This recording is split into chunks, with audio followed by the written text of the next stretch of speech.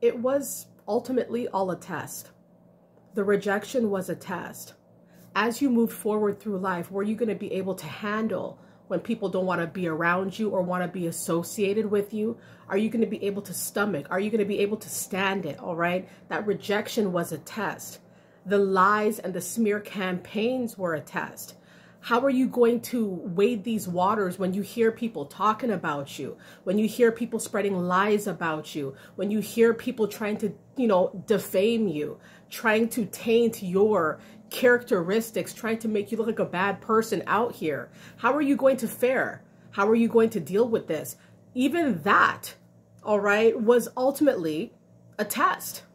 Okay, the people who tried to sabotage your plans, how are you going to be able to protect your assets going forward? How are you going to be able to work hard and to protect what you were doing and to keep cultivating it despite what was going on? How are you going to be able to do this? All right, even the sabotage that people tried to put on you is really a test, because you're going to have to be able to test and to see whether or not you're going to be able to deal with this. All right, because a lot of people are going to try to sabotage you. All right, and this is what it is. Everything I see now, how I used to see things from before is completely different how I see it now.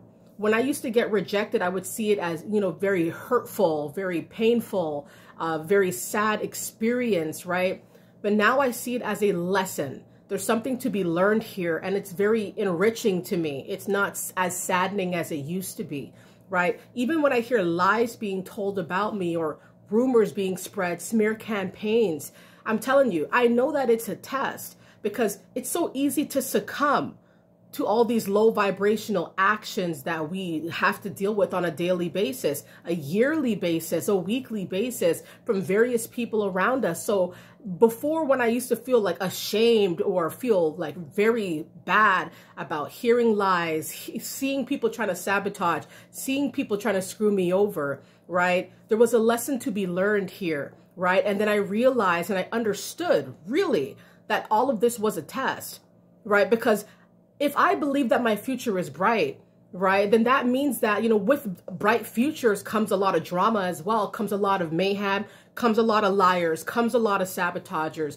comes a lot of rejection and being ostracized as well. I had to see that, and I had to accept that for what it was. I can't change everybody out here, but I can definitely hold my own and focus on what I need to do to, keep my path clear, keep my mind clear as well, and keep elevating as well. So everything was a test, right? And sometimes we fail that test. We don't do so well. You know what I mean? We succumb to these actions that are put on us by other people. We succumb to the sabotage, even the self-sabotage. We succumb to that. We succumb to the lies. We succumb to the rejection, right? Because we feel like, how could this be happening to me? And especially if it's a reoccurring instance, how can this keep happening to me? Why does this keep happening to me? And it's a crazy situation. So we don't always pass the test, but through trials and tribulations, through getting stronger, that spine getting more solid, we can all see that it is a test.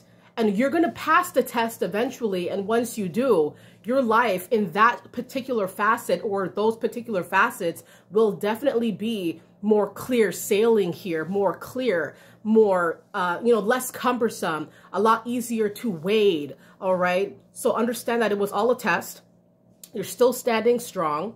And the tactics and ploys, the lies, deceit, the rejection, being ostracized, it was all a test. And so as you, like I said, as you see this and as you accept this, you can move in life more freely. All right, everybody, stay up.